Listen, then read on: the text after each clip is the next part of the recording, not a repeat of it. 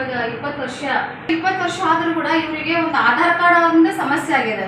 ಇವರಿಗೆ ಕಣ್ಣು ಸ್ಕ್ಯಾನ್ ಆಗಲ್ಲ. ಕಣ್ಣು ಸ್ಕ್ಯಾನ್ ಆಗಿಲ್ಲ ಅಂತಂದ್ರೆ ತಂಪು ಕೂಡ ಬೀಳಲ್ಲ. ಹಾಗಾಗಿ ಏನಾಗಿದೆ, ಇವರು ಸರ್ಕಾರದಿಂದ ಬರುವಂತಹ ಸೌಲಭ್ಯಗಳಿಂದ ವಂಚಿತರಾಗ್ಯಾರ. ದಯವಿಟ್ಟು ಇದು ಕೇಂದ್ರ ಸರ್ಕಾರ ಬರ್ತದೋ ಅಥವಾ ರಾಜ್ಯ ಸರ್ಕಾರದ ಬರ್ತದೋ ಸಂಬಂಧಪಟ್ಟವಂಥವ್ರು ಈ ಥರ ಸುಮಾರು ಮಕ್ಕಳಿದ್ದಾರೆ.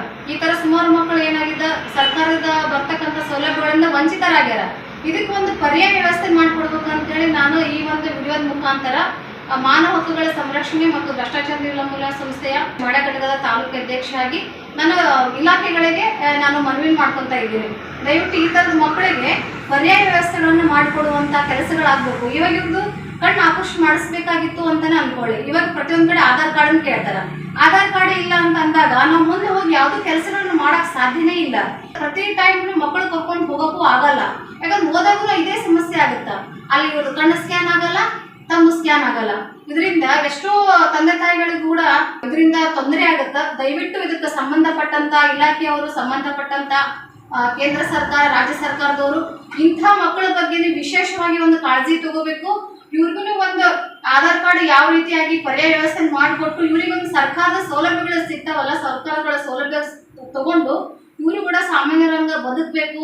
ಆಮೇಲೆ ಇವ್ರಿಗೆ ಏನಾದ್ರೂ ಆಪರೇಷನ್ ಮಾಡಿಸುವಂತ ಚಾನ್ಸಸ್ ಏನಾದ್ರು ಇತ್ತು ಅಂತಂದ್ರ ದಯವಿಟ್ಟು ಇದಕ್ಕೆ ಯಾರಾದ್ರೂ ಸಹಾಯ ಮಾಡಬೇಕು, ಸಪೋರ್ಟ್ ಮಾಡಬೇಕು ಅಂತೇಳಿ ನಾನು ಈ ಒಂದು ವಿಡಿಯೋದ ಮೂಲಕ ಅವರ ತಂದೆ ತಾಯಿಗಳ ಪರವಾಗಿ ಕಳಕಳಿಯಾಗಿ ನಾನು ಒಂದು ವಿನಂತಿ ಮಾಡ್ಕೋತಾ ಇದ್ದೀನಿ.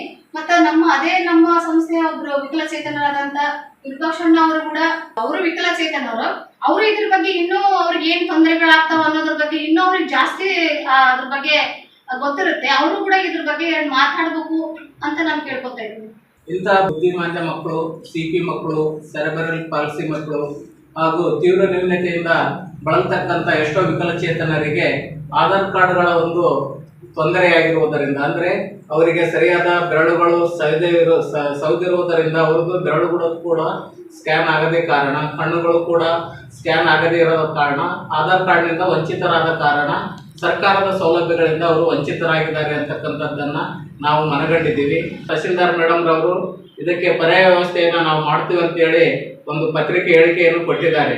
ಹಾಗಾಗಿ ಮತ್ತೊಮ್ಮೆ ನಾವು ಪುನಃ ತಹಸೀಲ್ದಾರ್ ಮೇಡಮ್ ಅವರ ಹತ್ರ ಹೋಗಿ ಇಂಥ ನ್ಯೂನತೆ ಹೊಂದಿದ ಮಕ್ಕಳಿಗೆ ಬೇರೆ ಏನಾದರೂ ಪರ್ಯಾಯ ವ್ಯವಸ್ಥೆಯ ಮೂಲಕ ಅವರಿಗೆ ಆಧಾರ್ ಕಾರ್ಡ್ ಒದಗಿಸುವ ಮೂಲಕ ಸರ್ಕಾರದ ಎಲ್ಲ ಸೌಲಭ್ಯಗಳನ್ನು ಅವರಿಗೆ ತಲುಪಿಸಲಿಕ್ಕೆ ನಾವು ಸದಾ ಸಿದ್ಧರಾಗಿ, ಮುಂದಿನ ದಿನಮಾನಗಳಲ್ಲಿ ಇಂಥ ನಮ್ಮ ಲಿಂಗಸೂರು ತಾಲೂಕು ಇರಬಹುದು, ರಾಜ್ಯಾದ್ಯಂತ ಎಷ್ಟೋ ವಿಕಲಚೇತನರು ಇಂಥ ಒಂದು ಸೌಲಭ್ಯಗಳಿಂದ ವಂಚಿತರಾಗಿದ್ದಾರೆ.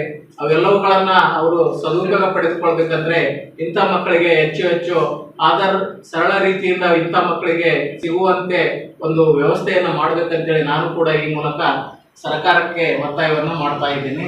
ಮುಂದಿನ ದಿನಗಳಲ್ಲಿ ಇಂಥ ಮಕ್ಕಳಿಗೆ ಏನಾದರೂ ಒಂದು ಸೌಲಭ್ಯದಿಂದ ವಂಚಿತರಾದರೆ, ಬೇರೆ ಒಂದು ಅವಕಾಶಗಳಿಂದ ವಂಚಿತರಾದರೆ ಅದಕ್ಕೆ ಸಂಬಂಧಪಟ್ಟ ಇಲಾಖೆ ಮತ್ತು ಅಧಿಕಾರಿಗಳ ಜೊತೆಗೆ ನಾವು ಮೀಟಾಗಿ ಅವರಿಗೆ ಬರ್ತಕ್ಕಂಥ ಸೌಲಭ್ಯಗಳನ್ನು ಒದಗಿಸಿಕೊಡ್ತೇವೆ ಅಂತೇಳಿ ಈ ಮೂಲಕ ನಾನು ಮಾತನಾಡಲಿಕ್ಕೆ ಇಷ್ಟಪಡ್ತೀನಿ.